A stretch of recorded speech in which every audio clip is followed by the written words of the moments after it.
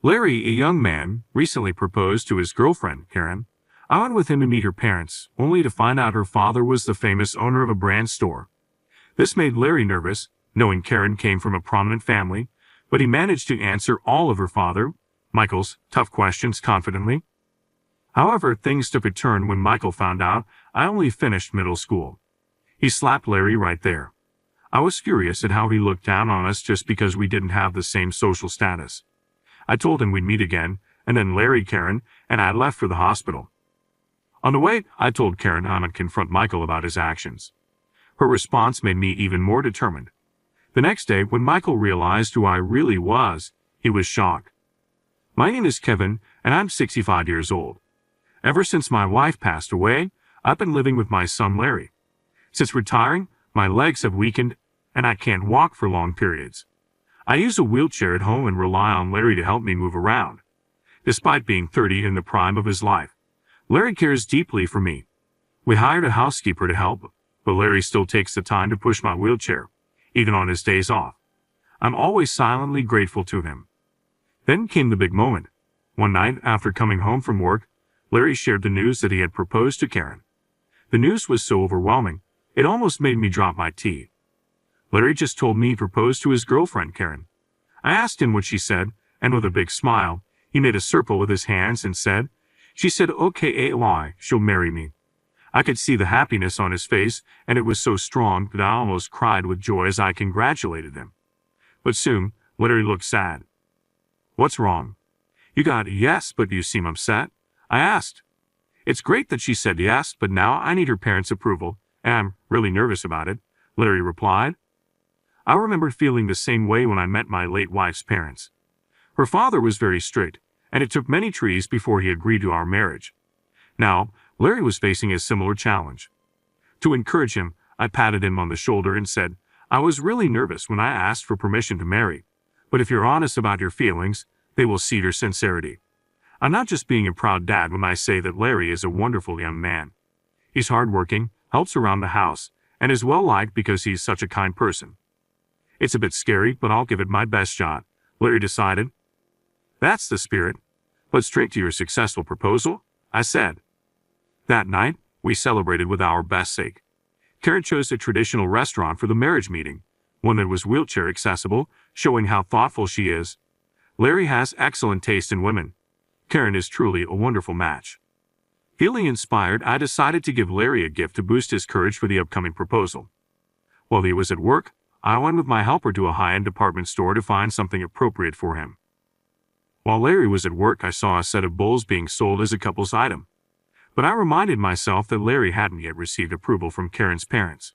So trying not to get ahead of myself, I went to a men's boutique instead. At the store, I mumbled to myself while trying to decide what to buy. Being in a wheelchair, I couldn't reach the shelves, so I asked a nearby salesperson for help. "Excuse me, could you help me see something on the top shelf?" However, the salesperson ignored me, probably because he saw my wheelchair. Thinking he hadn't heard me, I tried again. This time, the salesperson sneered and said, "We don't have anything suitable for someone like you here." I was shocked by his rudeness. Just as I was about to complain, a well-dressed man came from the back of the store, and the other staff bowed to him, showing he was someone important. He looked to be in his late 60s, stocky and stout. I approached him, hoping he would address the salesperson's behavior. "Excuse me, I was treated horribly by your staff," I began. Just then, the earlier salesperson called out, "Mr. Michael, the president," and hurried over. This man was not just the store manager, he was Michael, the president of a major menswear brand known throughout Japan. When I explained what happened, Michael asked, "Well, sir, was there an issue with the staff?" I told him again that the staff member had disrespected me when I asked for help. I expected Michael to apologize and correct the situation, but to my dismay, he just snorted and laughed. "Ha ha, sir, this is a high-end men's store. If you're dissatisfied, perhaps try somewhere else." I was shocked and openly showed my anger. "Can't you see our clientele are all affluent? We have nothing suitable for someone as plainly dressed as you." Michael smirked, laughing with the staff. Appalled by the treatment, I left the store in anger. Forget it, I don't need this place, I thought. I knew the brand was popular among celebrities, but this was a bitter experience. I ended up buying a different gift, but the incident at the store still upset me. I planned to give Larry the gift after a successful meeting with Karen's parents. Today, we were heading to the traditional restaurant where Karen's parents were waiting. As Larry pushed my wheelchair, I could see he was nervous. "Don't worry, Karen's parents are probably nice people," I reassured him several times as we got closer. Traditional Japanese restaurants usually have mats and cushions, but they had set up a room with chairs and a table for us. Karen and her parents were already there. But the moment I saw her father, I couldn't help but exclaim, "Oh, what's wrong, Dad?" Larry asked. "It's nothing," I replied. Karen's father turned out to be Mr. Michael, the president from the store. I hadn't realized Karen shared his last name, which is why I didn't connect the dots earlier. When Michael saw me, he nodded with a smile, which was very different from how he had treated me at the store. He seemed friendly and said, "Nice to meet you. I'm looking forward to today," inviting me to sit down. I realized he had forgotten about our previous meeting at the store. To him, I was just another customer he didn't remember. Trying to calm down, I reminded myself that today was about the marriage proposal. However, the idea of Michael becoming Larry's father-in-law wasn't pleasing to me. As the Japanese cuisine was served and we began to eat, I felt a bit awkward. Michael started a conversation. "So where did you meet my daughter, Karen?" "I met Karen through a coworker, and it was love at first sight for both of us," Larry replied. "They started dating after work and their relationship grew deeper." "You have a good eye to take a liking to my daughter," Michael chuckled. After dating Karen for a while, I learned that her father is the president of a famous apparel company. At a family meeting, I saw Larry and Mr. Michael getting along well, which was a relief. Karen, who was initially nervous, relaxed as she watched them chat. Then Mr. Michael started talking about his family history, dating back before the Showa era. He said it was his duty as the head of the Michael family to maintain their legacy. The atmosphere tensed up as he looked at Larry and said he needed to determine if Larry was suitable to be his daughter's husband. Mr. Michael was smiling, but his words made us feel inferior. I had noticed at the store that Mr. Michael was an arrogant man who seemed to think all the accomplishments of his ancestors were his own doing. As the conversation continued, Karen whispered to her father, asking him to be careful with his words. Suddenly, Mr. Michael slapped her across the face. Larry and I were too stunned to move. Mr. Michael declared that he would decide who Karen marries and warned her not to speak out. Karen looked sad with a bruised cheek. It was shocking. "Mr. Michael, sir, that was too much," Larry said, standing up for her. Mr. Michael glared at him and scoffed. "Oh, a young man dares to speak against me." Larry, looking straight at Mr. Michael, declared his intention to marry Karen, showing his determination no matter the opposition. Inspired by his courage, I also stood up to Mr. Michael, praising Larry's diligence at work and the high regard his superiors have for him. I said Larry, still in his 30s, has a promising future. "Desperate to join our ranks, are you?" Mr. Michael scoffed, dismissing us with a snide remark, but I kept my cool. I told Mr. Michael that all I wanted was for my son and Karen to be happy, and asked him to bless their marriage. Then I bowed my head deeply. Larry did the same. However, Mr. Michael clicked his tongue loudly and said, "Didn't you hear? I decide if you are suitable to be my son-in-law."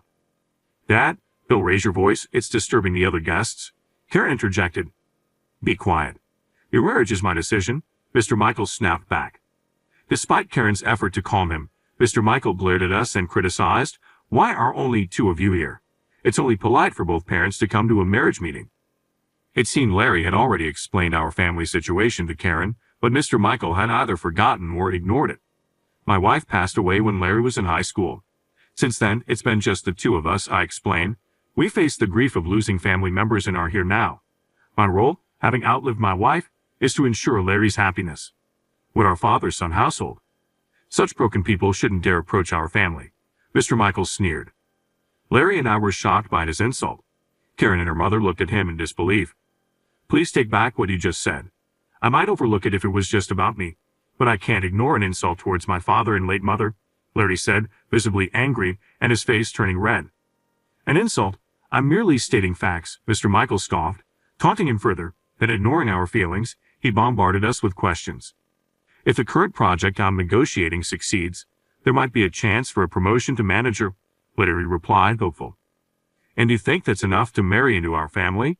Mr. Michael laughed mockingly at every answer Larry gave, as if to belittle him. The atmosphere was as tense as a stressful interview. weighing heavily on us all. Karen and her mother, perhaps frightened by Mr. Michael, remained silent and looked down the entire time. I only like highly educated elites. Surely, Larry, you graduated from a decent university, right? Mr. Michael continued, sizing up Larry. I was getting angry at how he was judging us, but I knew any reaction could jeopardize Larry's chance of marrying Karen. Larry, who studied economics at a national university and had studied abroad, responded confidently to Mr. Michael's harsh questions. Karen seemed relieved by his composure, and I felt proud of my son. However, perhaps not liking Larry's confident attitude, Mr. Michael frowned and turned to me with a question. "And where did you go to university?" he asked. I had a bad feeling, but couldn't lie. Due to financial reasons, I only graduated from middle school and never went to college, I replied. At my answer, Mr. Michael's eyebrow twitched, and he fell silent. During the tense silence, Larry spoke up. Educational backgrounds still matter between Karen and me. We're serious about wanting to marry, he said. But as he continued, Mr. Michael suddenly struck Larry's face.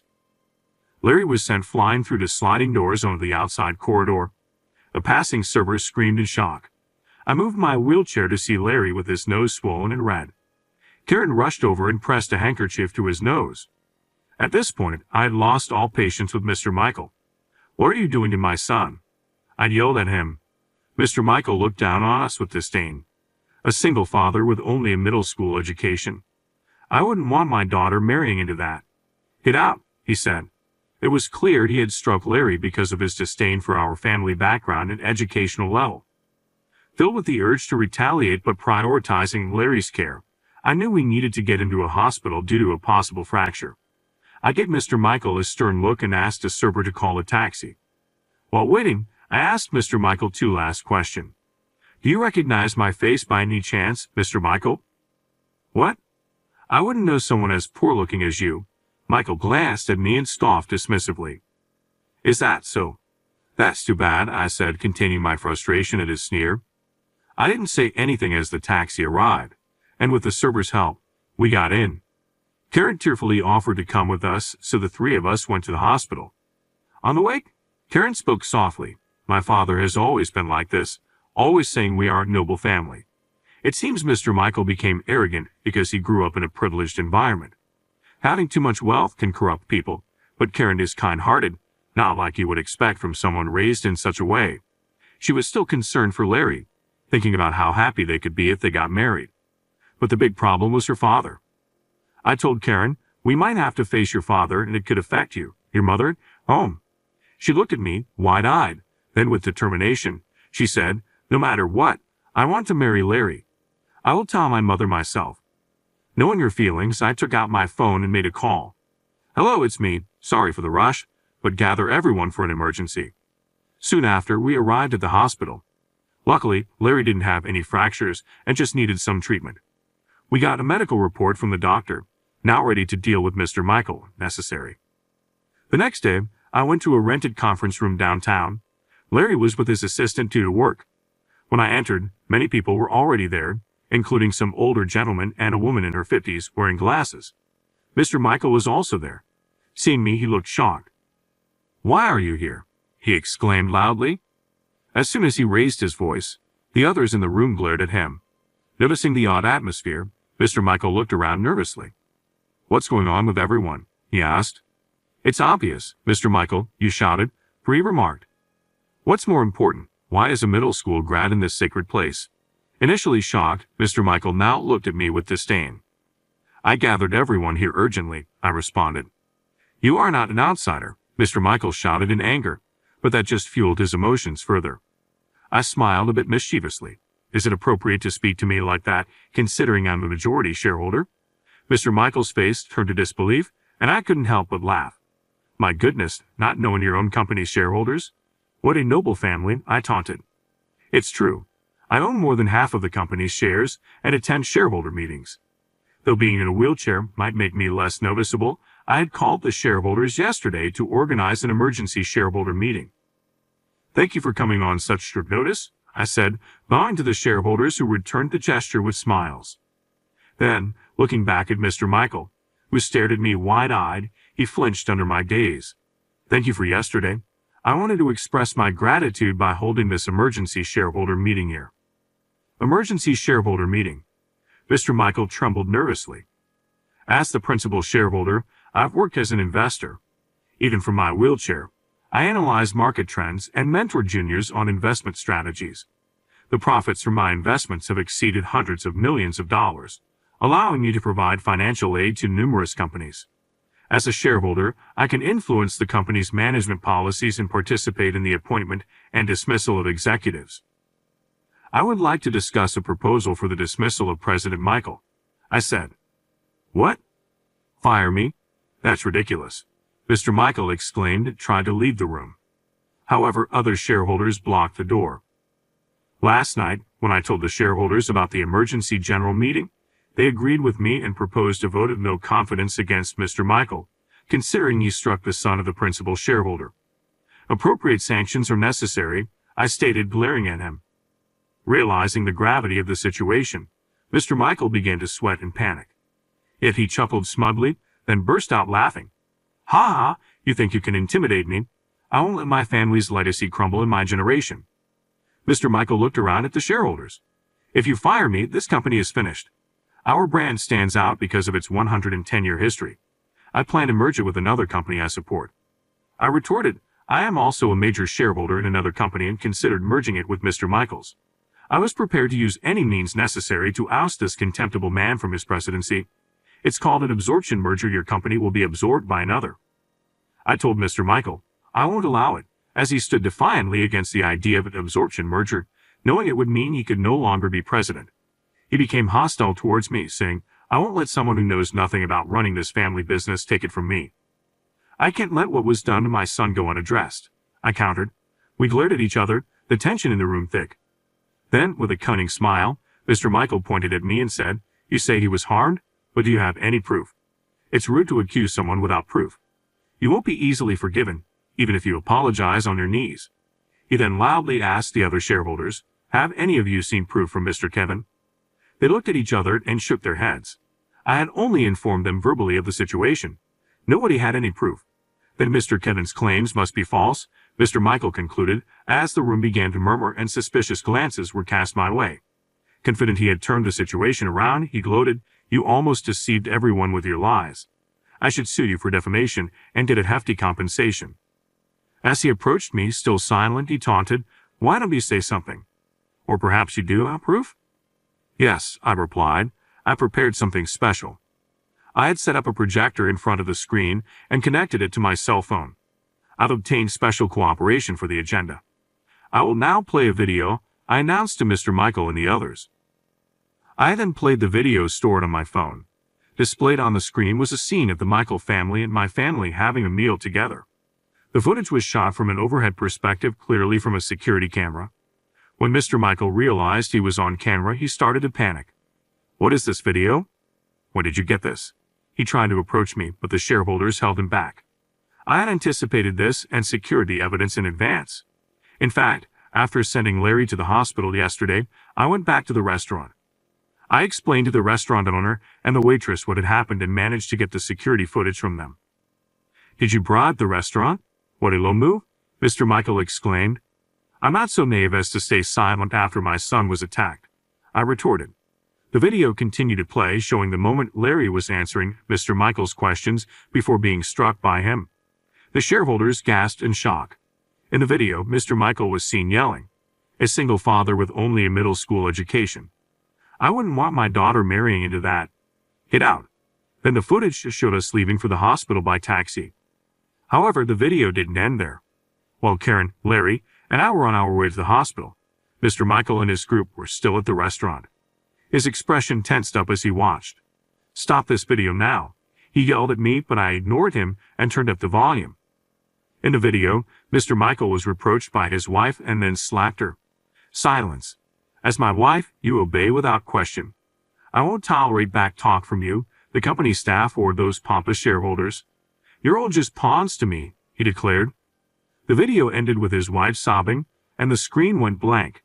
Silence fell over the room, and nobody spoke. Mr. Michael stood pale-faced in front of the screen.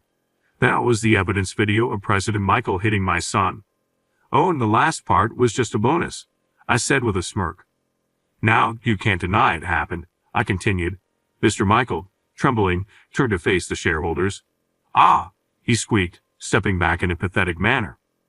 The shareholders glared at him fiercely, ready to act. With the proof presented and his disdain for the shareholders revealed, Mr. Michael found himself cornered by everyone present. You insulted the people who fund you? You know what happens next, right? Mr. Michael's face contorted as he began to unravel. One can only imagine what happens to a company once its shareholders turn their backs, I added with a smirk. Even the vast wealth of the Michael family would be severely hit if the shareholders collectively abandoned them. Moreover, if the incident with Larry and Mr. Michael's harshness were exposed externally, it would damage the company's image. Client transactions might also be withdrawn. Okay, I understand, I concluded. I'll increase the dividends for everyone, so please forgive me, Mr. Michael pleaded, putting his hands together in front of the shareholders. But they were furious.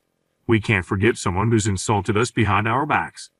Please, I'm terribly sorry, forgive me, he kept apologizing, surrounded by the majority of people now forcing him into a humble posture. Usually bold, he quickly cowered when his position weakened. Seeing this, I realized that this was the real Mr. Michael. Raised in privilege and pampered from birth, he had lost any sense of gratitude. He used his ancestors' prestige to look down on others, living luxuriously and complacently. Mr. Michael had struck Larry without knowing I was the principal shareholder. This was the result of his choices. Unable to gain forgiveness from the shareholders, he half cried, clinging to me. Mr. Kevin, I am so sorry, please forgive me. Do you regret hitting my son? He nodded vigorously and knelt before me. Absolutely. I will also pay damages to your son, so please continue to support us financially. I refuse. My goal is to remove you from the presidency, I responded. We met before the marriage meeting, remember? At that restaurant we visited, he finally recalled our meeting as his face turned pale with trembling. A company that can't train its staff properly isn't worth supporting. I gave him a cold look. Out of desperation, Mr. Michael blurted out an incredible offer. Then I will give you my daughter, Karen. I have raised her strictly. She is a fine woman. Please do as you wish with her. Despite it being his own daughter, he treated her like an object, which enraged me. Don't mess with me. Children are not offerings. Anger nearly caused me to fall from my wheelchair. I apologized, but Karen wishes to marry Larry, and her will is also my will, I said. Oh, so you won't oppose Miss Karen's wishes? He asked. Of course not. I smiled slightly, and he misunderstood my forgiveness, slumping down relieved. Let's hear it from the person herself then, I called out towards the door. Come on in. As the door opened, Larry, Karen, and Mr. Michael's wife entered. Seeing the three, Mr. Michael's mouth fell open in astonishment. Why are you all here? We came together, they replied. I had asked the three of them to wait by the door until I gave them a signal. I called them in to confront Mr. Michael about their intentions directly. Seeing Larry with scars on his nose and me, Mr. Michael quickly bowed his head to Larry. Larry, I deeply apologize for raising my hand against you. I am very sorry.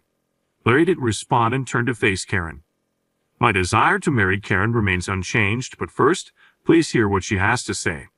Karen looked straight at her father and said, I have lived obeying your orders, grateful for how you raised me, but now I choose to be with Larry. Karen and her mother stood side by side, glaring at Mr. Michael. My mother and I are leaving the house and will cut ties with you, Karen declared. In the taxi, I had learned about her decision to separate from Mr. Michael. That's why I brought them here to tell them directly. Why? How? You're my wife, aren't you? He said, grabbing his wife's shoulder and shaking her. However, she presented him with signed divorce papers. I will not let a cruel husband dictate my daughter's life. Larry and Karen, they declared to Mr. Michael, we will get married after cutting ties with you, and my mother and I are leaving home. Thank you for everything up to now. She bowed her head, signifying their estrangement. Rejected by his family, Mr. Michael became desperate. No, don't abandon me. I've been awful, raising my hand and speaking harshly. I regret it. Don't leave me. But they looked down on him, expressionless. Seizing the moment of his isolation, I'd addressed the shareholders. Let's get back to the main issue. Those in favor of dismissing President Michael, please applaud. A few scattered claps gradually grew louder. When everyone except Mr. Michael clapped, his fate was sealed. This marks the end of your glorious life. Curse your own foolishness, someone said. Mr. Michael collapsed to the floor, weeping loudly. With that, the emergency shareholder meeting concluded. The company was then absorbed through a merger, and Mr. Michael was stripped of his executive position. Now shunned by former business associates who were aware of his brutal behavior, he found himself completely alone. Furthermore, a skilled lawyer hired by his wife exposed years of domestic harassment, resulting in a multi-million-dollar settlement. The once prestigious Michael family fell apart with his generation.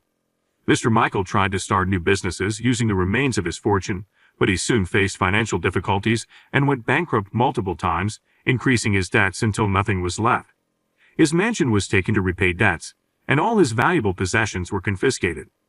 Without work, family, or home, Mr. Michael wandered until he became homeless. One can only imagine what his ancestors, who had built such wealth, would think of him now, possibly standing by his bedside at night, whispering words of resentment. After the merger, Karen and her mother lived modestly, their spirits lifted, free from Mr. Michael's oppressive presence. Larry happily married Karen. They built a new home and invited me to live with them. Initially, I refused, not wanting to intrude on the newlyweds, but they insisted, and I was spared from loneliness. And one thing I almost forgot, I finally gave Larry the wedding gift I had been carefully saving for him.